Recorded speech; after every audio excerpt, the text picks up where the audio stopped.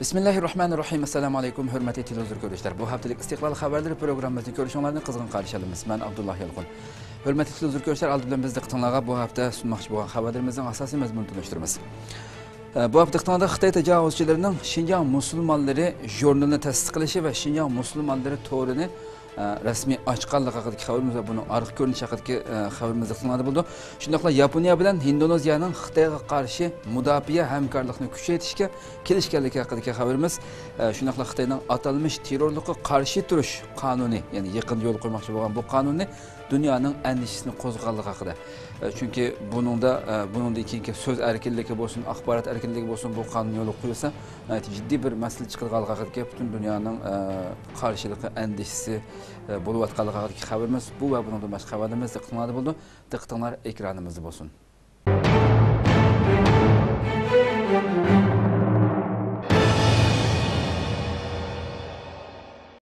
Anqarada Abdurahim O'tkir va Mirsulton Osmonov haqida ilmiy tadqiqot yig'ini ochildi.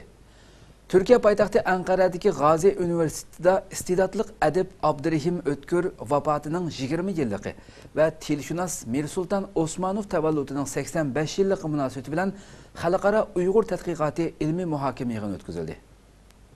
Turkiya poytaxti Anqaradagi G'azi universitetida iste'dodli adib Abdurahim O'tkir vafotining 20 yilligi va tilshunos Mirsulton Osmonov tavalludining 85 yilligi munosabati bilan xalqaro Uyg'ur tadqiqoti ilmiy muhokama yig'ini o'tkazildi. Yig'in 18 dekabr tushdan burun soat 9:20 da boshlandi. Yig'inga Turkiya Bosh ministrlik tarmog'idagi Turkiy millatlar hamkorlik va tadqiqot idorasining muavin boshlig'i, G'azi universiteti mudiri Barbar o'g'li, donliq turkolog professor doktor Ahmad Bijan Erjilasun apandi, tunilgan turkolog Osman Fikri Sartqaya apandi, alayet taklif bilan yig'inga ishtirok qilgan tunilgan turkolog Mirsulton Osmonov apandi, professor Abdurauf Polat apandi va Turkiyadagi Uyg'ur ilm sohasidagilardan professor Olimjon Inoyat apandi, dotsent doktor Erkin Akram apandi, Germaniya Göttingen universiteti o'qituvchisi doktor Ablet Samat va doktor Gulzada Tangritog'li xonim qatorliq 20 atrofida tadqiqotchi, mutaxassis ishtirok qildi va ilmiy dokladlarini o'qib o'tdi. Echilish marosimida mazkur yig'inni uyushtirgan G'azi universiteti Turkologiya tadqiqot markazi mudiri professor doktor Hülya Qasab o'g'li so'z qilib, Uyg'ur adabiyotidagi muhim shaxslardan biri bo'lgan Abdurahim O'tkirning vafotining 20 yilligi, Turkologiya tadqiqotiga zo'r to'kib qo'shgan tunilgan turkolog Mirsulton Osmonov tug'ilganligining 85 yilligi munosabati bilan Anqarada Uyg'ur tadqiqoti yig'ini uyushtirganligini, yig'inda ilm odamlarining Abdurahim O'tkirning hayoti va asarlari, Mirsulton Osmonovning asarlari to'g'risida tayyorlagan ilmiy dokladlarini berib o'tilganligini aytdi.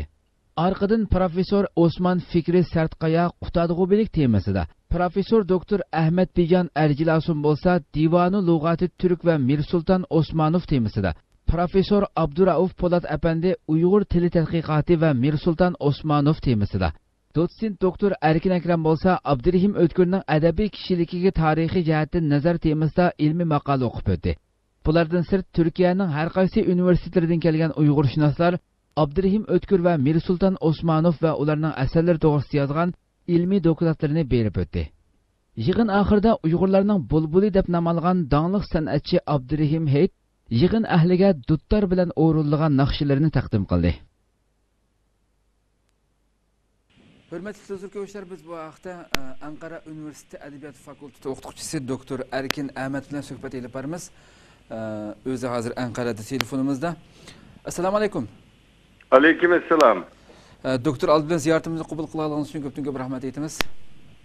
Rahmat aytaman. Endi bugungi suhbatimizning mavzusi Anqarada o'tgan hafta 18 dekabr marhum shoirimiz Abdurahim O'tkir vafotining 20 yilligi va tilshunos Mirsulton Osmonov tavalludining 85 yilligi munosabati bilan Uyg'ur adabiyoti haqida muhim bir ilmiy muhokama yig'ini o'tkazildi. Siz bu yig'inga qatnashdingiz va so'z qildingiz. Mush yig'in haqida oldin bilan bir umumiy bir tushunchangizni so'zlab bergan bo'lsangiz. Endi bu Gazi Üniversitesi Türkologiya Tadqiqot Merkezi müdürü Profesör Doktor Hülya Qasapoğlu 90'ın yıllarının başlarında bu tunca katım Türkiye'de Abdurrahim Ötkür'ninki, dağlık yazgıcı, şair Abdurrahim Ötkür'ninki eserleri doğrusunda bir doktora ilmi makalası yazgan idi. Onundan keyin Abdurrahim Ötkür Türkiye'de tanılışka başlagan idi. Onundan keyin bu Mirsultan Osmanov'ның Türkiye Tiller Divanı, Kutat Kubilik ve hazırki zaman Uygur tadqiqatıdaki bu neticeleri dünyaya tanılışka başladı. Şunun bilen Türkiye'de 12. ayının 18. günü Gazi Üniversitesi'de tanılgan Türkolog Mirsultan Osmanov'ның tuğulganlığının 85. yılı Abdurrahim Ötkür'ün Abdurrahim Ötkür Teleşev'nin vafat bolganlığının 20. yıllığı münasebeti bilen bir Uygur tadqiqatı ilmi mahkeme yığını ötküzüldü. Bu yığınga Türkiye'de tanılgan Türkologlardan burunki bu Türk Til Tadqiqat İdarasının başlığı, sabık başlığı Profesör Doktor Ahmet Beycan Ercilason, Profesör Doktor Osman Fikri Sertkaya, ondan keyin Profesör Doktor Hülya Kasapoğlu ve Kazakistan'dan, Germaniyadan, Şivitsiya'dan kelgen Türkologlar katnaştı. Bularning içinde Uygur chet elden ve Türkiye'den, Kazakistan'dan kelgen Uygur Türkologlar mı var? Bu bir gün devam kılgan bu ilmi mahkeme yığınida bu Mirsultan Osmanov bilen tanılgan yazgıcı şair Abdurrahim Ötkür'ның eserleri, ularning hayatı, tadqiqat faaliyetleri, ular hakkında elip verilgan tadqiqatlar doğrusunda nayet kıymetli ilmi makalalar bu yerde okup ötüldü. Nayet yok şu. Xalqaralashgan g'alchining mundaq ko'rinishi mu oshkorlandi. Xitoyning tashviqot g'alchisi Qurbon Samat Beijingga kirgucha to'sib olinib tekshirilgan.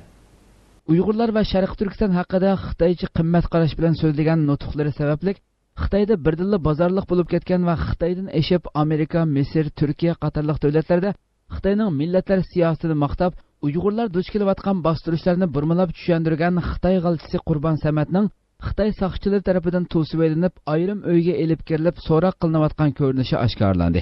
Ijtimoiy aloqa vositalarida Qurbon Samatning bir ishxonada saqchilar tarafidan so'roq qilinayotgan ko'rinish tarqalgan bo'lib, ikki kishining bu vaqtdagi izohati qo'shib berilgan.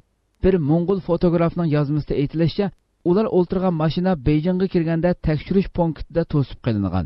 Ikki amonliq saqlovchi mashinaga chiqib kimlik tekshirgan. Mashinadagilarning hammasi osonliq millat bo'lib, ularga hech ish bo'lmagan.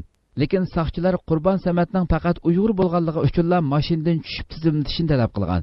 Uni atrofida qurolliq saqchilar turgan bir uyga akirib so'roq qilgan. U o'zining bunday so'rovlarga allaburun odatlanib ketganligini aytgan. Yana bir kishining yozmasida bildirilishicha, saqchilar faqat Qurbon Samatni to'sib qolgan. Boshqalar nima uchun deb so'raganda, saqchilar uning Uyg'ur bo'lganligi uchun tizimlatishi kerakligini aytgan. U kishi telefonni ochib to'rdan Qurbon Samatga aloqador filmlarni saqchilarga ko'rsatgan. Tekshirish oxirlashgandan keyin u kishi mashinaga chiqib, Qurbon bir dangliq shaxs. Agar odatdagi Uyg'urlar bo'lsa, qanday qilar deganlarni o'ylagan.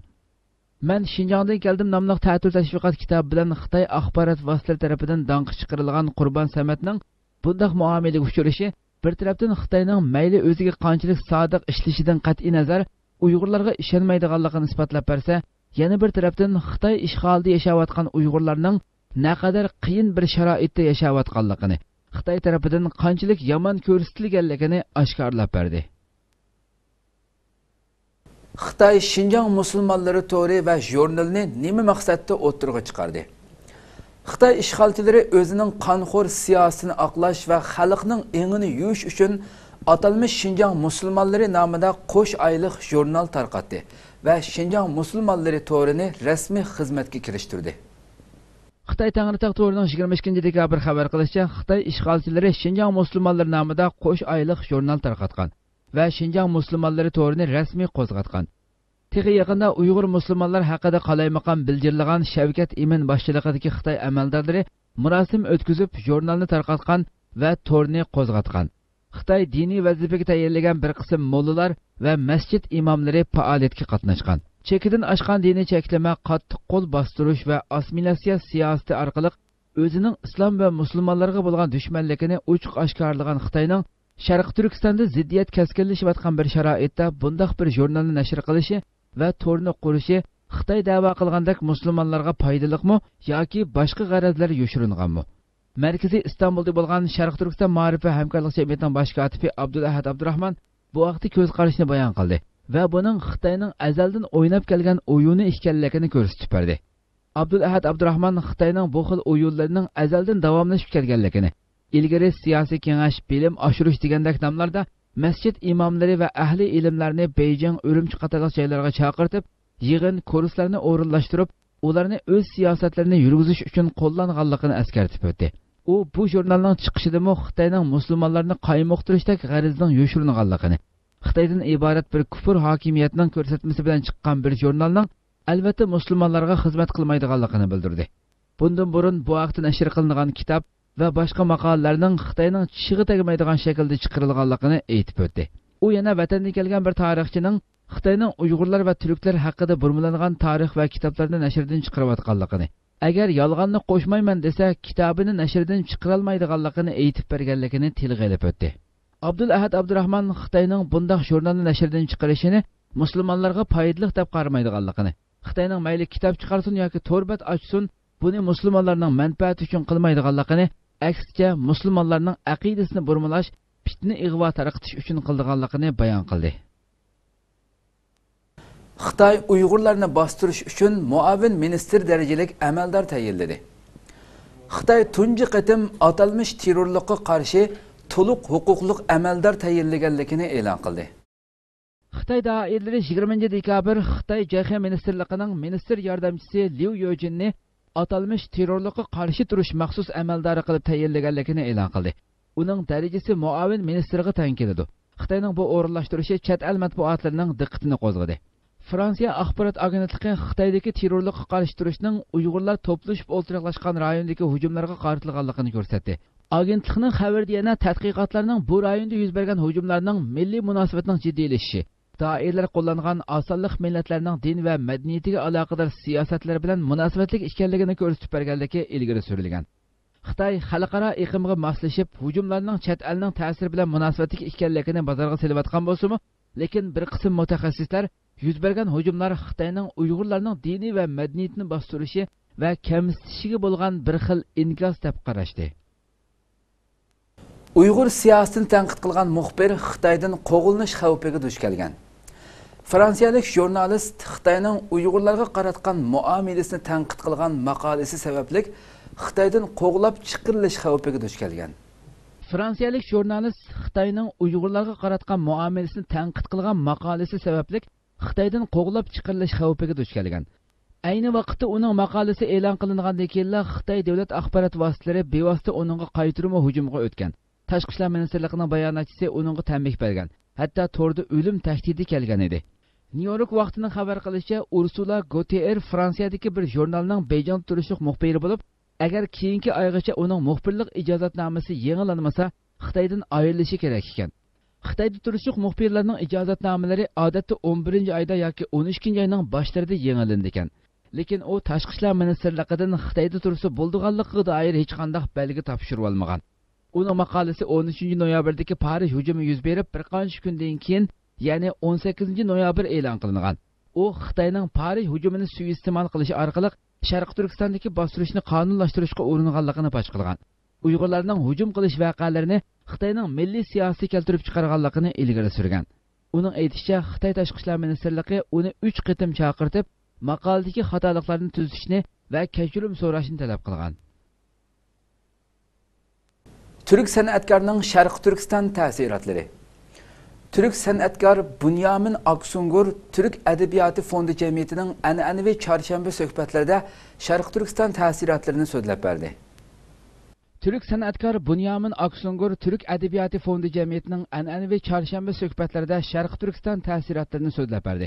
Mazkur tashkilotning Istanbul Sultonahmeddagi markazida o'tkazilgan faoliyati so'z qilgan san'atkor va Türk dunyosi musiqilar tadqiqotchisi Bunyamin Aksungur o'zining Urumchi, Turpan, Qumul, Xotan, Aqsu va Qashqar qatorli joylarda ziyorati bo'lganligini aytib o'tdi.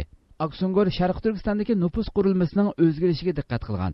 U 1949-yili Sharq Turkiston nufusining 80% Uyg'ur, 15%ning boshqa turkiy millatlar bo'lib, faqat 5%ning Xitoylar ekanligi.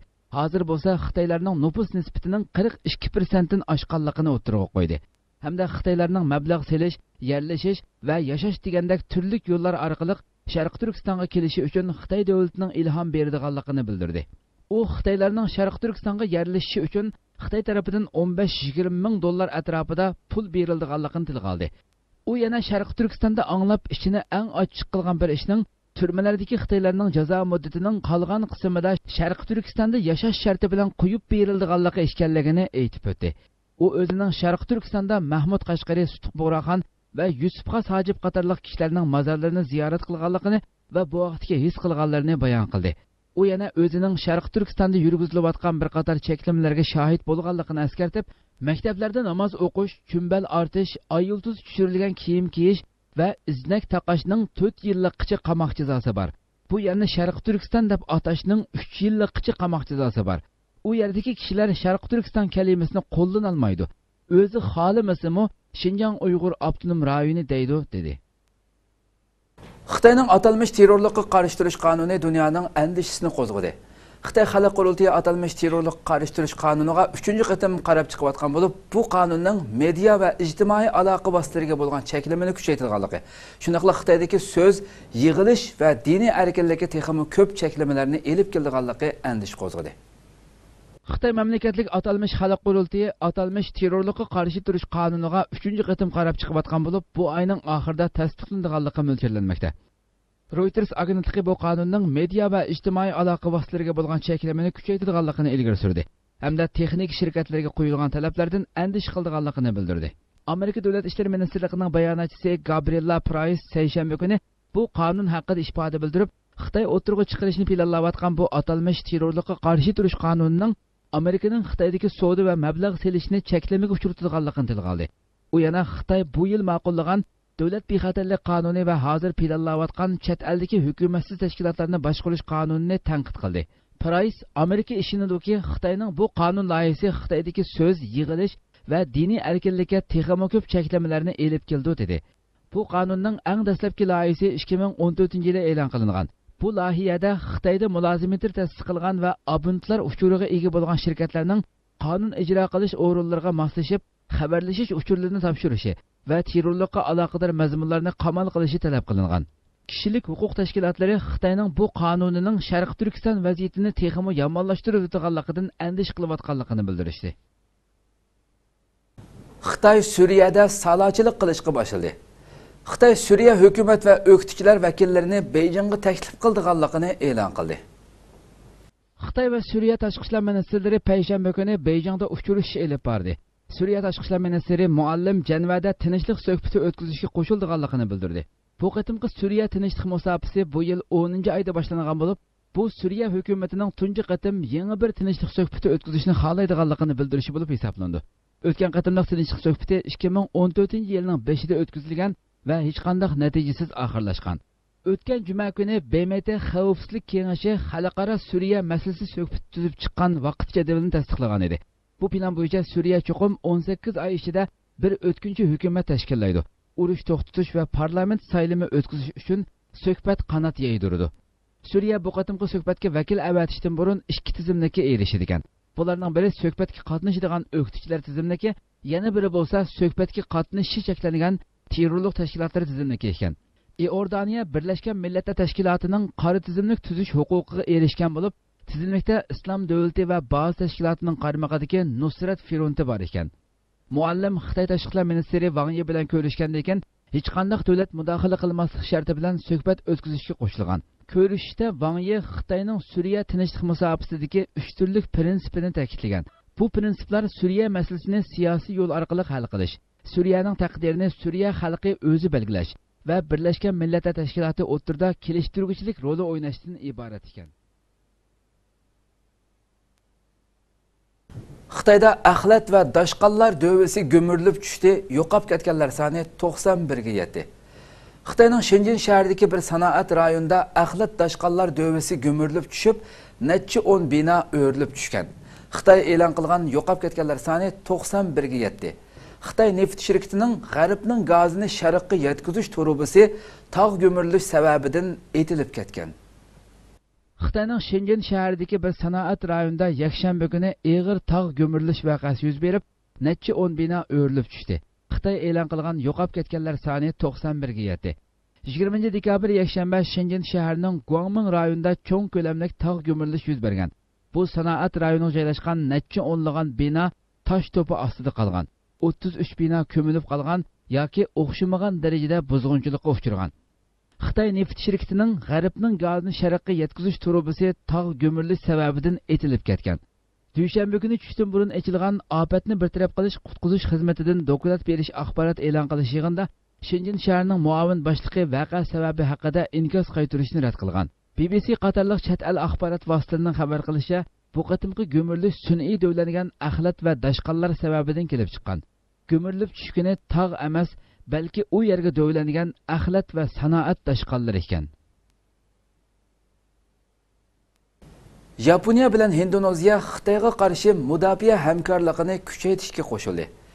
Yaponiyada ziyorati bo'layotgan Indoneziya tashqi ishlar ministri va mudofaa ministri Yaponiya ministrlari bilan Xitoyning Janubiy Xitoy dengizida dengiz tindirib orol yasishi keltirib chiqargan rayon vaziyatining jiddiylashishini muzokara qildi. Yaponiyada ziyorati bo'layotgan Indoneziya tashqi ishlar ministri va mudofaa ministri 17 dekabr Tokioda Yaponiya tashqi ishlar va mudofaa ministrlari bilan kengash olib borgan. Kengashda ikki taraf Xitoyning Janubiy Xitoy dengizida dengiz tindirib orol yasishi keltirib chiqargan rayon vaziyatining jiddiylashishini muzokara qilgan. Ikki taraf hamkorlikni kuchaytirish orqali vaziyatga taqobil turishga qo'shilgan. Bir qism tahlilchilar bu qatimqi suhbat Janubiy Xitoy dengizi masalasida Sharqiy Janubiy Osiyo allarining Yaponiya bilan munosabatini kuchaytirayotganligini ifodalab berdi. Hamda Yaponiyaning Janubiy Xitoy dengizi masalasiga ahamiyat beradigan maydonini ifodaladi deb qarashdi. Yaponiya Kyoto agentligi bu qatimqi suhbatni Yaponiya bu rayondagi ta'siri kuchli bo'lgan Indoneziya bilan dengiz okean xavfsizligi jihatdagi hamkorlikni kuchaytirish orqali Xitoyni tushib qo'yishni umid qildi deb suhbatladi. Suhbat yana Indoneziya Yaponiya qo'g'dinish armiyasi qutqizishda ishlatadigan suv usti aeroplani US-2 Indoneziyaga eksport qilib berish bermaslikni tilga olgan. Buning bilan ikki taraf Yaponiyaning Indoneziyaga mudofaa hozirliklari va texnika o'tinib berishiga aloqador kelishimlar haqida suhbat o'tkazishni boshlashga qo'shilgan. Xitoy elchixonasidan Turkiya haqida asossiz ogohlantirish. Xitoyning Anqara bosh elchixonasi hech qanday dalil isbotsizla Turkiyada Xitoylarning bo'lonchilikqa uchirganligini da'vo qildi va Xitoylarga ogohlantirish chiqardi. Xitoyning Anqaradagi bosh elchixonasi hech qanday dalil isbotsizla Turkiyada Xitoylarning bo'lonchilikqa uchirganligini da'vo qildi va Xitoylarga ogohlantirish chiqardi. Shuning bilan bir vaqtda Beijing sayohat idorasining Turkiyani o'z ichiga olgan bir qism davlatlarga sayohat qilishni cheklaganligi haqida xabarlar tarqaldi. Xitoyning Anqara turishliq bosh elchixonasining to'r betida 22 dekabr bir ogohlantirish berilgan. Ogohlantirishda Turkiyadagi Xitoy fuqarolarining yaqindan buyon bo'lonchilik va aldamchilikqa uchraganligi, aeroplan, aeroport, mehmonxona, savdo markazi, bozor va sayohat nuqtalarining vaqa ko'p yuz beradigan o'rin ekanligi bildirilgan. Hamda Turkiyaga kelgan Xitoylarning pasport va shaxsiy mol-mulklarini yaxshi saqlab, aldamchilik va bo'lonchilikdan saqlanishi ta'kidlangan. Turkiya axborot erkinligi keng bir davlat bo'lib, kichik ishlarmo axborot vositalarining ko'zidan qutula olmaydi. Lekin yaqinda buyon Turkiyada hech qanday axborot vositasi Xitoylarning bo'lonchilik va aldamchilikqa uchraganligi haqida biror xabar bermadi. Shuning bilan bir vaqtda turk matbuotlarida Xitoy sayohat doiralarining Turkiyani o'z ichiga olgan ba'zi davlat va rayonlarga shaxsiy va kollektiv sayohat qilishni cheklaganligi haqida xabarlar tarqaldi. Garchi bir qism matbuotlar bu xabarning ishonchsiz ekanligini, lekin Xitoy tashqi ishlar ministrligining Suriya Turkiya chegarasiga yaqin rayonlarga sayohat qilmaslik haqida uqtirish chiqarganligini ilgari surgan bo'lsa-mu, lekin bu haqdagi xabarlar kishilarning diqqatini tortdi. Kuzatuvchilar Xitoy elchixonasining asossizla bundoq ogohlantirish chiqarishi va Turkiyaga sayohat qilishning cheklanganligi haqida uchurlarning tarqalishida Xitoy Turkiyaning obrazini tushirishni maqsad qilgan bo'lishi mumkin deb ko'rsatdi. Turk xalqi Sharq Turkiston va Uyg'urlarga ko'ngil bo'lib, hissashlik qilib kelgan bo'lg'achqa, Xitoy matbuotlari doim degudek Turkiya haqida yolg'on va to'kmat xarakterlik xabarlarni tarqatadi. Assalomu alaykum, hurmatli televizor ko'ruvchilar. Biz bu vaqtda Sharq Turkiston vakfining sobiq raisi, hurmatli Hamid Ko'kturk apandi bilan suhbat olib boramiz. O'z telefonimizda. Assalomu alaykum. Va alaykum assalom. Hurmatli Hamid Ko'kturk apandi oldi bilan ziyoratimizni qabul qilganingiz uchun ko'p rahmat aytamiz. Men ko'p rahmat aytaman. Bizga bu fursatni berganlik uchun. Rahmat. Sizga ma'lum Xitoy elchixonasi, ya'ni Xitoy elchixonasining bosh Anqaradagi bosh elchixonasi 2 kun burun o'zining to'l betida shu Turkiyada Xitoy fuqarolarininki bulonchilik uchrayotganligi haqida Xitoylarga ogohlantirish chiqqan bo'ldi. Uning keyindan buningla bir vaqt bilan Beijing sayohat idorasimi Turkiyani o'z ichiga olgan bir qism davlatlarga o'zining fuqarolarininki sayohat qilmasligi haqidagi xabarni e'lon qildi haqida bu xabarlar tarqaldi endi. Ammo Turkiyada hech qanday bu vaqtda bir gap yo'q. Siz buni qanday qaraysiz? Xitoy bu yerda nima maqsad qilmoqchi? Bununla bu Xitoyning degan gapining hech qaysining asli yo'q. Ya'ni to'g'ri emas. Yolg'on deyishga bo'ladi bu xabarlarni. Chunki Xitoy o'zining Sharq Turkistonda musulmon Uyg'urlarga qarshi yuritayotgan yo'q qilish, topdan imho qilish siyosatini yo'shirmoq uchun milliygizdan o'g'il kuchliroq degan bir gapimiz bor bizning. Va yoki do'stqondan ziyofat do'stqonidan Tokaç oğlu degan bir sözlerimiz var. Bu Xitoyning qilgani mushu ishga nimaga aytib moslashadi. Chunki hozir butun dunyo Suriyadagi va O'rta Sharqdagi kriz bilan mashg'ul bo'lgan bir paytda va so'zda islomiy terror bilan, ya'ni g'arbliklarning Xitoyning O'ristonki atalg'usi tövbeti bilan islomiy terroristlar bilan mujodala qilayotgan bir paytda Xitoy bundan foydalanib Uyg'urlarni mahkum qilmoq, Uyg'urlarni qarilamoq, Uyg'urlarga tövbe qilmoq istayotdi. Turkiya demokratik bir mamlakat. Undan bo'lmagan taqdirda, ya'ni Turkiya demokratik bir mamlakat, Turkiyada Uyg'urlarning bakrak Xitoy bor. Bu yerda har hafta yüzlerce, minglarcha Xitoy kelib sayohatchilik qilyapti. Xitoy tijoratchilik qilyapti, ish odamlari qilyapti. Hech qaysiga hozirga qadar Xitoyga hech kim bir tukuni tatqini yo'q, sen nima odamda so'g'ini yo'q. Uning uchun Uyg'urlarni qilmaydi buni. Chunki bizning urf odatimiz, bizni ishongan, e'tiqod qilgan islom dini bizga bundan narsalardan bizni to'sadi. Chunki bizning dinimizda, bizning islom huquqida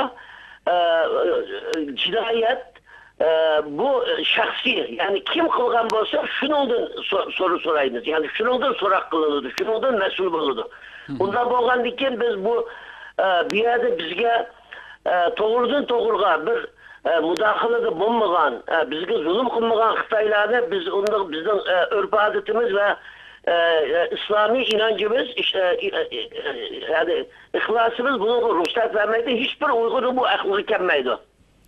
Köpten rahmat nayati yaxshi so'da rahmat. Hurmatli televizor ko'ruvchilar, shuna qilib bu haftalik Istiqlol xabarlari programmamiz bu yerda oxirlashdi. Kelar qatimqi programmamizni ko'rishga sizlarni Janobi Allohga topshiramiz. Assalomu alaykum va rahmatulloh.